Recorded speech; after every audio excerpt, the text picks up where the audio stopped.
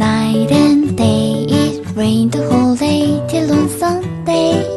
I'm waiting for a shining day. Might be singing, might be Guys, welcome back to our vlog. It's Happy Thursday. Talaga namang malamig, madilim, umuulan. Pero parang ambon na kaninang madaling araw umuulan. At ngayon po ay natapos na naman ang aking maghapon ng Thursday. It's already 5 o'clock. At sabi ko nga, mag-weekend na naman. At gusto ko na talaga tong isave sa aking digital diary or sa YouTube channel ko na konti mang clip or idea na nangyari sa amin to prepare talaga dun sa wedding diary stand para halos matapos ko na. Kasi gusto ko na talaga matanggal yung mga ilang na-save ko dyan sa cellphone ko. At umorder na rin ako para magamit ko na to, ma-save ko sa laptop ko, ma-edit ko. Syempre, kailangan nating mag-aral, yung mga sounds or something. Di pa naman tayo ganun talaga perfect or sa vlog, pero at least mapag-aralan natin para naman kahit na nagsisave tayo ng memories at napapanood ng ating pamilya at mga kaibigan ay maayos naman, di ba? So, hinihintay ko lang siya. So, naisip ko ngayong hapon, bago ako mag-prepare ng aking merienda, pero hinihintay ko yung asawa ko galing sa office, palabas na rin siya, at to prepare our dinner. At syempre, kapangumusta sa aming anak, nasa field trip ang anak ko. Shout out sa'yo, first time niya nag-field trip pagkatapos ng pandemic. Kaya I'm so excited na tawagan niya ako at kwentuhan niya ako kung ano nangyari sa field trip nila sa Manila. Kaya Ate Tambe, go lang, ingat lang anak. At napakaganda talaga ng may cellphone at saka may video call at text kasi time to time na monitor mo at nakakapag-update kayo sa isa't isa. Kaya ingat anak, I love you. At wait ko yung chika mo later sa field trip mo. Enjoy ka lang. And hi muna kayo sa aking mga collection. Shout out to Mama Panching sa aking mother-in-law kasi parang nag-reels ako niyan. Sabi niya, ang dami mo ng ganyan. Before kasi siya umalis, sabi ko, gusto kong bumili or magpa-order kay Edison sa Bangkok, Thailand. Yung mga labo-labo ba yun? Kasi sa Pop Mart dito, parang wala siyang masyado. Tapos nung nagpunta kami ng Taiwan, nag-stop over kami, wala talaga akong nabili. At saka sa dami kong feedback na narinig dun sa ganong cartoon characters, parang hindi siya nakaka-excite even though ang daming gumagamit niya. So sabi ko, parang ayoko ng ganun. Parang gusto ko babae yung style. Total naman, nung bata ako at high school ako, addict din talaga ako sa Powerpuff Girl. At parang talagang one of them is Powerpuff Girl, no? So, nung dumating kami sa Bangkok, Thailand, nag-isip kami pa ng pwedeng pasalubong kay Ate Marian or mabili sa Pop Mart kasi nga nagko-collect siya. Since nung pumunta kami Bangkok, Thailand, ang dami rin niyang shopping na ganito. Pero mga ganito ang binili niya sa Bangkok, Thailand. At guess what? Ang mahal din na nabili niya sa Bangkok. Pero for me, pag i-compare mo talaga na nagko-collect ka, nagbabudget ka, ay talagang maganda yung original. Pero for me, parang kung gusto mo lang i-display, tapos pang araw-araw mo lang gamitin, for me, okay lang din naman yung tama lang. Hindi mo kailangan magpakagastos. Parang gusto mo lang makiuso, gusto mo lang makisabay, so why not? But nung bumili yung papa niya ng regalo sa kanya kasi magkausap sila sa video call, ay nainganyo kasi may bagong labas yata. Itong Powerpuff Mart ito na ganito siya. Yan, cry baby niya. Ito natatanggal to eh. Ayan. So, may stand talaga siya. Ayan. So, sabi ko nga, gusto ko uling mag-collect, gusto ko uling bumili. Pero parang pinataka nito, wala naman siyang tax. Parang mga 3,500 to 4,000. Medyo mahal. I don't know, hindi ko alam din sa Pilipinas. Kasi, nung Pasko, pumunta kami ng MOA at halos pumila kami ni Tambe nga para bumili kami, nag-budget kami. Pero talagang pinagkaloob na hindi kami bumili at gumastos. Kahit na masko siya. But, yun nga, ang ganda niya. O, diba? And, ito naman kasing mga to ay regalo ni Mika. Magkaiba yata sila. Ito, magkaiba. May regalo ni Kate at saka ni Mika. Meron din ako isang ganyan regalo ni Tambi at ni Mami nung Pasko na wala sa LA sa airport. Kaya, hihinayang ako. Pero sabi ni Mami, regaluhan daw nila ako. Ewan ko, makakaipon sila. But okay. Okay na ako nito. Masaya na ako nito. At saka nailalagay ko siya sa bag time to time. Pero mas gusto ko silang nakalagay. Tama-tama may spare ako nito. So, time to time nililinis ko sila at happy na ako dyan. Ayan. So, ang dami ko na naman chika dahil na-miss ko na naman magsalita dahil nga sobrang busy rin ako lately. Siyempre, may mga uumpisan tayong trabaho outside tapos nag-online work pa tayo. So, I have 2 jobs. Pero pareho lang siyang part-time. Pero I'm so very happy dahil okay yung bigay. Importante yan. Habang tayo nagpapakapagod, basta maganda ang kapalit, we have discipline na makasurvive, makaprepare ng future, ay maganda talaga yan. And syempre, pag halimbawa, naiinip ako sa pag-uwi ko, nag-iisip na agad ako kung anong gagawin dun sa business namin sa Pinas. And kapag may extra time kami, sinisingit namin mag-shopping para sa mga pasabay ko na mga orders. Maraming salamat. Hindi pa rin kayo bumibitaw. Almost magpo 4 years na tayo. At nakapagsara na po tayo ng 2 box. And tomorrow nga, Friday, we decided to go to Costco para yung iba ay ma-shopping na namin. And nag-uutay-utay na ako sa mga outlet mall. May outlet dito, Orange, malapit sa amin. Doon ako madalas bumili ng mga 9 West kasi mabili ako noon. Guess, lahat ng kaya ng customer ko sa budget, nag-a-adjust talaga ako para hindi sila mahirapan kapag ito'y pinapatungan ko or may cargo fee. Para sa ganon, fair kaming kumikita. Masaya sila at kumikita rin ako. Ayoko kasi masyadong papalakihin, aabusuhin kasi parang ang bagal ng takbo ng business na pag-aralan namin yung mag-asawa. Yung tama lang, kumikita ka at saka nako-cover yung cargo box namin para wala kaming isipin. So, sa laki din naman ng tinaas na mga tax dito sa Amerika. So, medyo in-announce ko rin sa group chat namin ang pag-iiba. Pero nakakatuwa kasi pag loyal sa yung customer mo, maganda yung relationship ninyo, hindi ka talaga iniiwan. Talagang nandun siya at umu-order talaga siya. Kaya maraming salamat at God bless sa inyo dahil talagang sobrang suporta kayo sa business namin. And namimili na rin ako ng mga pwedeng ilagay dun sa amin sa Desping Closet mini shop ni Mami. Natutuwa ako kasi mga Bangkok naman niya, mga mumurahing bags, mga damit ay nabibili rin kasi nakilala nga kami sa masang-masang paninda. Kaya masaya talaga ako. Thank you so much, Papa God. Talagang maganda ang pasok ng taon kaya maging smooth ang lahat, 'di ba?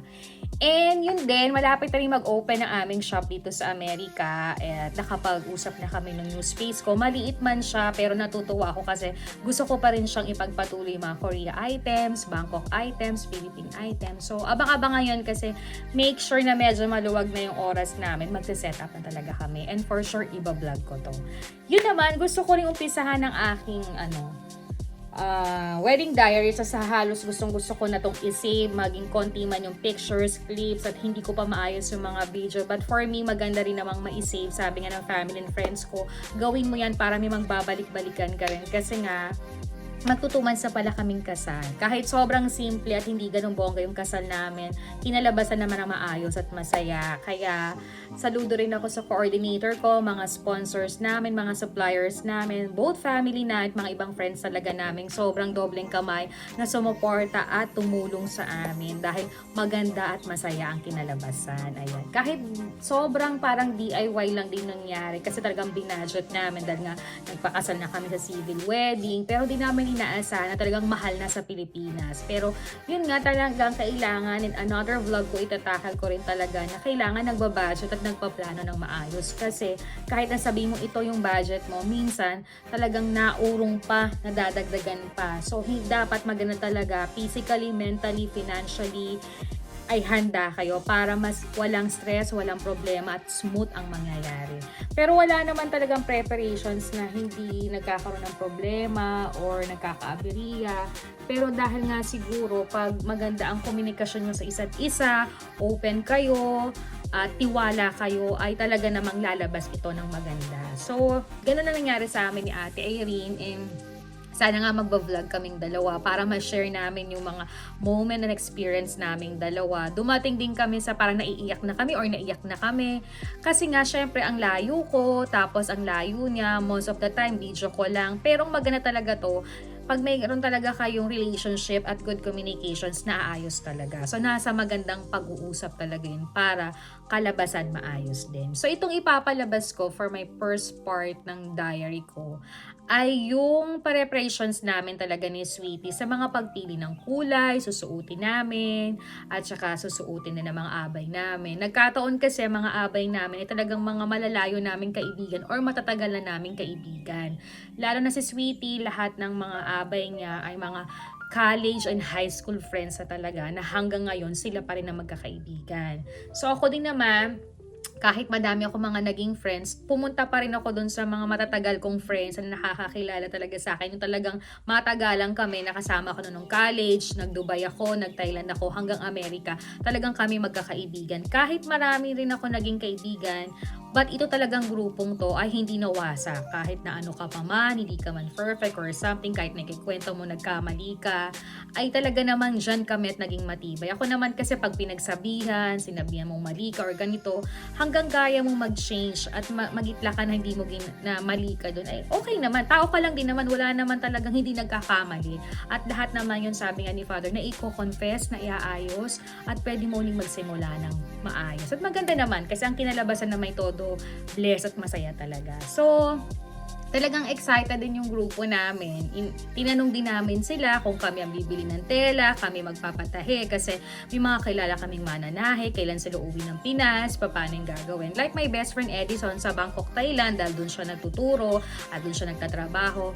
Nag-decide siya na siya na yung gagastos at siya na doon magpapatahe. Kasi sabi niya, magagamit ko rin naman to sa work. So nakakatuwa kasi lahat ng mga friends namin talagang sinagot nila lahat. Parang talagang wala kami naging problema kahit na nag-budget din talaga kami. So nakakatuwa, binigay lang namin ni Ate Eden kung anong kulay, yung mga ibang nasa Manila, umuwi ng Lucena, nakahanap ng mananahe. Talaga namang ginaid ni Ate Eden yun at saka guidean ko rin. So walang naging problema kasi yung communication namin sa GC namin, sobrang update mula sa abay kahit nasaan ka. Talaga naman sobrang update ko anong suggestion mo, anong gusto mo, anong ayos mo or something. Tapos naisip ko nga dahil sobrang idol ko si Cara Zapatos, ayan, I decided talaga na isang taon kong pinag-isipan, pinag-ipunan at saka nag-search ako sa Pinterest, sa Instagram na magandang magiging shoes nila on my wedding day. Kasi gusto ko very uniform, very organized para hindi iba't iba or hindi masakit sa mata kapag pare-pareho yung sapatos kahit iba't iba ng design or style ang mga gown nila.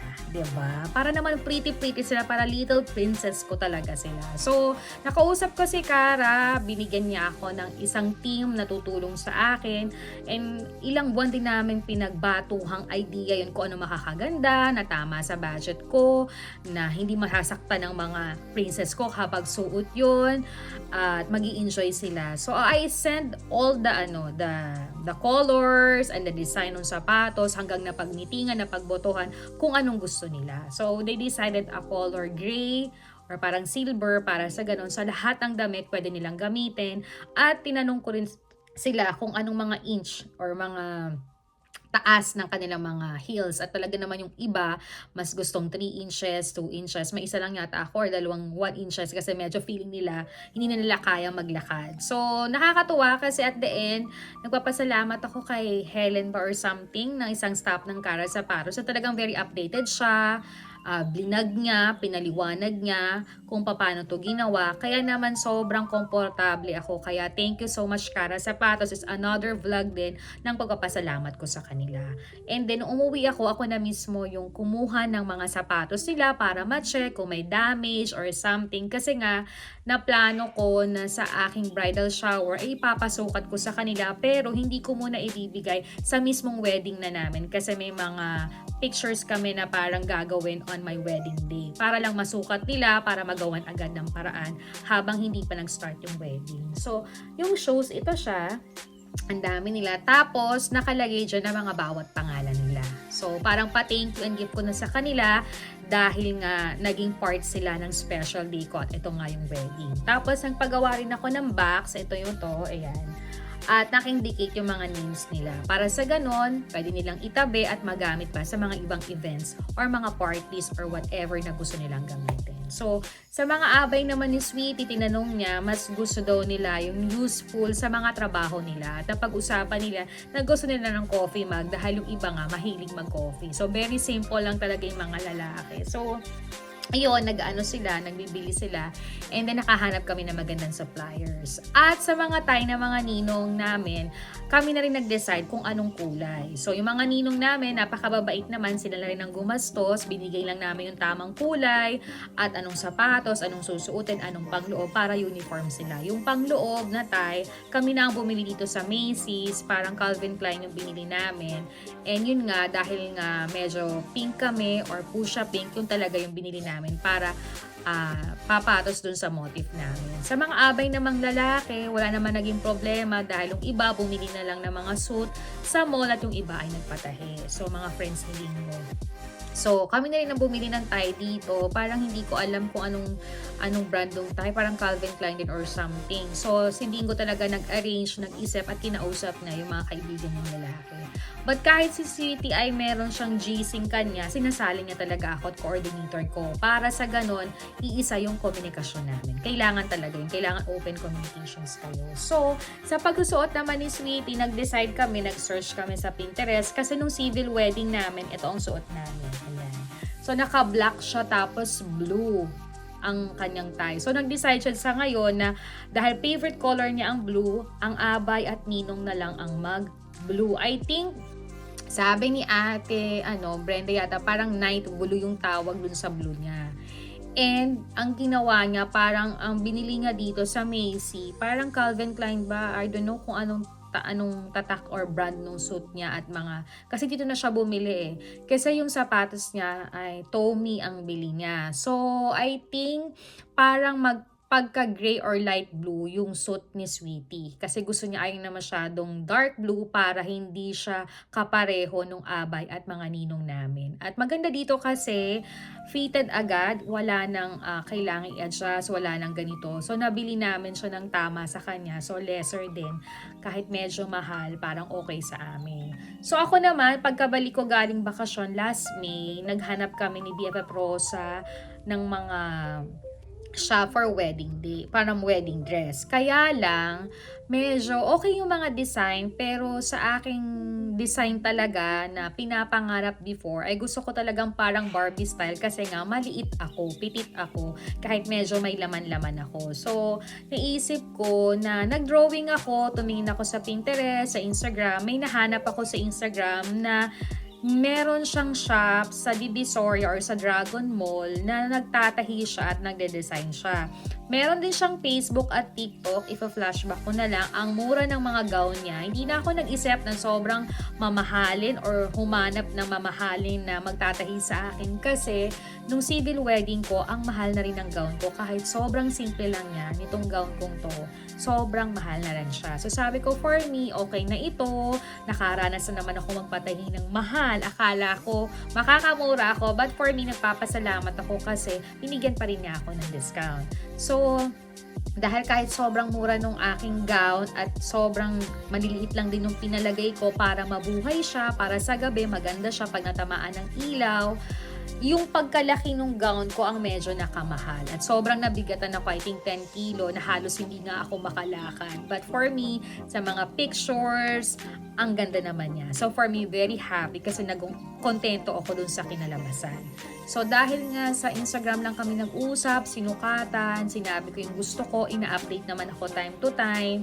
Pagdating namin dun ni ate, sinama ko pa rin yung coordinator ko para alam kung paano ko bihisan, ano ang kailangan, para may assist din niya yung mga staff na tutulong sa akin or my wedding day. So kailangan talaga yan. And pagkarating namin doon, medyo mahaba pa siya. So, hinintay pa namin ng ilang oras. Ginawan pa siya ng paraan para hindi na rin kami makabalik ng Manila. Kaya lang medyo talaga ang kapal sa loob. Kaya ang hirap maglakad. Lalo na nagpagawa rin ako ng shoes or nagpa-personalize din ako sa sapatos ng wedding shoes ko. So, yung wedding shoes ko, nahanap ko to sa Pinterest para lang din siyang Barbie style na fuchsia pink siya. Ipapakita ko soon na talagang parang may stone lang siya. Very simple lang siya, pero expensive din. But ang ganda niya, ginawa ko na siyang 3 inches para naman sayron tumaas-taas ako kasi nga maliit ako. So maganda naman siya. Dun sa hair ng aking wedding, nagustuhan ko naman siya kasi ang galing talaga niyang mag-makeup, nabuhay ako. Pero mas gusto ko kasi nilagyan dito. Pero siguro nga hindi makakabagay kaya okay din naman sa akin. Hindi na ako nag-accessory sa wedding gown ko kasi medyo parang over na yung gown ko. Maninipis yung mga nakalagay sa decor pero sa gabi, buhay na buhay siya. Very simple lang din talaga siya. At nag-decide talaga ako na sa Pilipinas. Dito naman sa Amerika, nagsukat din ako. Pinashba ko rin yun. Para magkaroon din tayo ng experience, diba? Para makapag-decide tayo kung anong dapat sa atin. Maganda rin yung marami tayong pinagpipilian at tinitingnan yung budget para sa ganun, alam din natin. At ito din naman, kinokonsult ko kay sa mami ko, sa mother-in-law ko kasi nandito siya, sa mga ibang friends ko at lalo na sa asawa ko at coordinator ko. Para sa ganun, kahit may gusto ako, may mga advice kung anong tama akong gawin. So nakuha ko naman yung gusto ko. Kaya maraming talaga talagang experience sa mga ganitong wedding na to. Kahit alam mo pag talagang malayo ka, napakahirap. Kasi parang wedding namin almost 2 years to 1 year din talaga prepare. At pinag-ipunan, pinag-isipan, pinagdasal at we're so thankful naman kasi maganda talaga yung kinalabasan. So, papakita ko sa inyo kung paano nagsukat si Sweetie, paano rin ako nagsukat, paano rin kami nag-finalize, paano kami pumunta ng Manila. And nagpapasalamat talaga ako dun sa wedding gown na nakuha ko kasi dream gown ko talaga yun. Talagang gusto ko mabulat. Parang yung sinuot ni Kinshu. I don't know, hindi ko na mahanap yung picture ni Kinshu. Pero gusto ko talaga yun. Para syempre, minsan ka lang ikasal para maging, maging mata ka nila, diba? At dahil sa mga abay ko naman, natutuwa ako. Ang gaganda rin ng mga style at tahi nila at in-important talaga nila. Kaya kahit galing pa sila sa ibang bansa at nagawa nila talaga ng paraan, nakahanap sila ng mga mananahin na talagang pinaganda sila, na talagang little princess sila. Ganon din yung aking anak. Yung anak ko naman, medyo nalungkot lang din siya ng konti kasi nga hindi siya naayusan ng hair. Kasi nga talagang prepare niya yung gown na gusto niya at first time niya mag-gown ng ganun. Pero yung makeup naman niya, nagandahan siya. Pero parang feeling niya kulang pa rin talaga sa kanya. But sabi ko nga, sometimes nangyayari talaga yun. So okay na yun, diba? And yun naman, so naidaos namin yung preparations namin ng pagbili ng souvenirs, mga susuotin. Ganon din sa mga ninang namin, nagpapasalamat kami dahil yung mga ninang namin ay talagang sobrang excited dahil may group shot din kami kung saan sila bibili ng tela, saan sila magpapatahe. Sobrang game ang mga ninong at ninang namin na talagang halos mga mommy at daddy na namin, talaga mga second mom and papa talaga namin. Kaya nakakatuwa kasi itong wedding talaga namin sobrang DIY talaga, pero alam mo yun, talagang kinalabasan maayos at masaya. Pero syempre hindi natin alam na may mga tao rin natuwa, may mga tao rin nag-comment. Lahat naman tayo ay free mag-comment, pero iisipin natin na bago tayo makasakit ng kaway, isipin din natin ang ating sarili, diba? So kailangan ingat-ingat din tayo sa mga ganong bagay. Pero free tayo mag-suggest, free tayo magbigay ng opinion, pero sometimes you need ding pag-isipan kung tama ba ito. Or baka naman sometimes masama din yung kasi mali mo sa atin din ang balik. Hindi rin maganda yon, diba? So kailangan time to time din. But wala naman akong narinig dahil lahat naman naging masaya sa aming wedding. Lahat ay talagang basta nag-enjoy sila at maganda yung feedback, kaya nagpapasalamat talaga ako. And yun nga, pakita ko na sa inyo yung preparations namin na pagbili ni Sweetie dito, pagpunta namin ng Manila, or pagtingin ko rin ng gown dito. At sa susunod ko namang wedding diaries, eto na. Baka nandito na rin yung mga pwede ko nang start na pasalamatan na sobrang tagal na, February na ngayon, na yung mga suppliers ko na talagang tumulong sa akin from the giveaway, nagbatuhan din kami ng idea sa aking invitation kung paano to gagawin at paano din yung mga setup sa aming mga prenup, kung sino namin kinontak, sino rin na magkakasal sa amin na napakabait na father talaga, na ang dami niyang advice at payo at nung nag-confess talaga kami, ang ganda talaga, nakaka-fresh talaga. And kasi talaga siguro nga iba talaga pag nakakasal ka sa simbahan.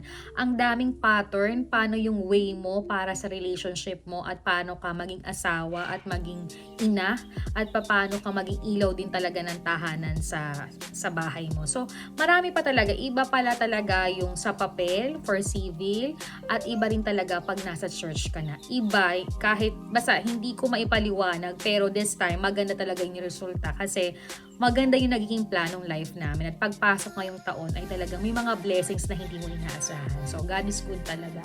So, yun lang naman, guys. Medyo mapapahaba na to, pero sobrang ikli lang ng mga clip. Magdadagdag din ako ng mga ilang pictures para makita ninyo kung ano mga kinalabasan ng aming wedding gown kasama ng aking mga abay, mga ninong-ninang ko. Check ko kung may mga pictures ako niyan at nang makita ninyo. So guys, maraming salamat. Sana abangan nyo pa po yung mga ilang wedding diaries namin. And I'm so very excited na i-save ito kasi nga itong aking vlog is one of my genital diary. At alam ko naman na talagang pag binabalikan ko to, sobrang saya ko kasi talagang ito ay may kasamang effort at pagmamahal talaga namin ni Sweetie, na talagang sinabi namin na talagang hindi lilipas ang na hindi talaga kami makakasal. Kaya talagang maraming salamat din si Sweetie. At paano uli nag-propose si Sweetie? Nag-propose siya at puros picture lang yung nangyari. Hindi na namin na i-vlog kasi nga surprise yung ginawa niya. At ito ay nangyari ay bago ako pumunta ng Amerika. Pero hindi ko muna vlog kasi nga hinintay ko talaga tong wedding day namin. But guys, thank you for watching my vlog. Don't forget to like, to share, to comment, and subscribe our channel. See you again in my next wedding diary. So, panuulin po natin. Bye!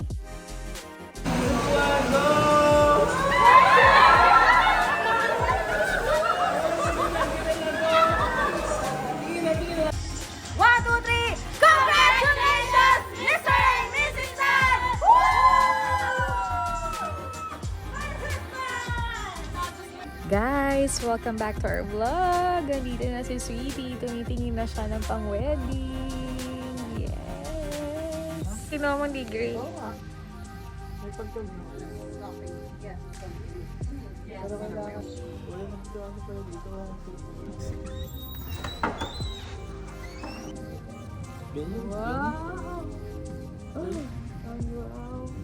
Ba't si sa akin may natulong sa akin sa'yo? Wala natulong sa'yo. Masikip, parang hindi masikip.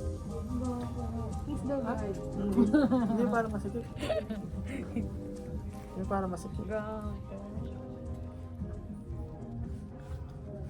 Dapat medyo dark. Guys! Yung next ano ito, yung next size nito. Pero huwag mo na yung tanggalin kasi baka ito. Yes, wow. Papakita mo kay mama. Kuha tayo next size. Ano ba size ito? Andiyan eh. 42S.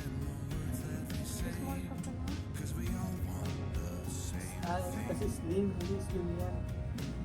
Ganda sa kanya, mama. Ito yung kasal din. Ganyan. Oo, ito. Ngayon, ano ang, ito ay dapat bibigyan mo. Pwede mo.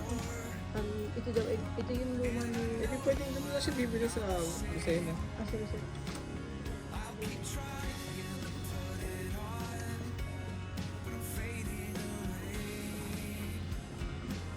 Hindi ako nang ganyan.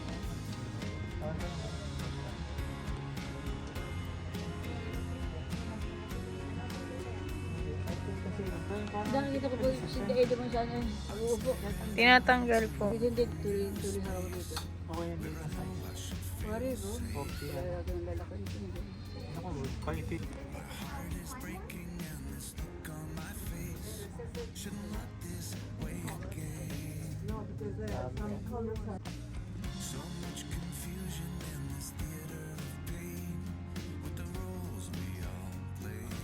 Kapag napasok kayo sa office, nakaganyan kayo.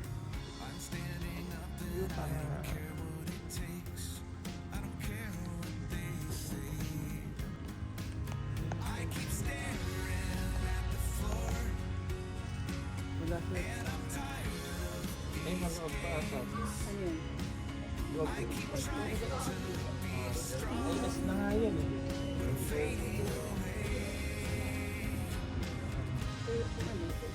Kasi dapat ano, mas dapat yung brand.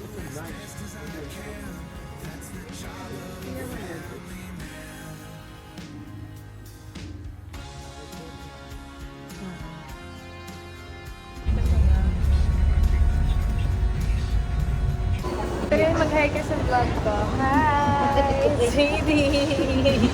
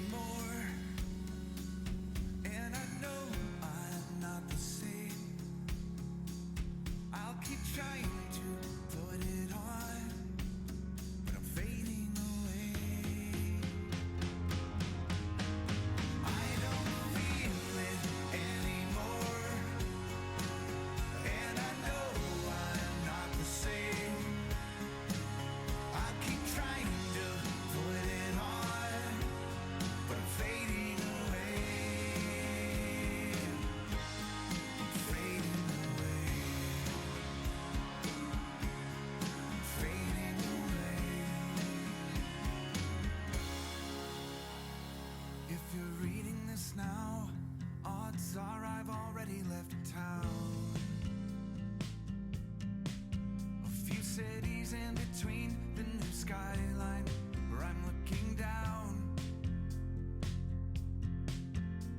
A few empties on the floor and a note on the door of your house. And this silence reminds me of what's left behind me for now. There's a broken down car parked outside the barn up the road, and a weather vane hanging all crooked from the rain and the snow.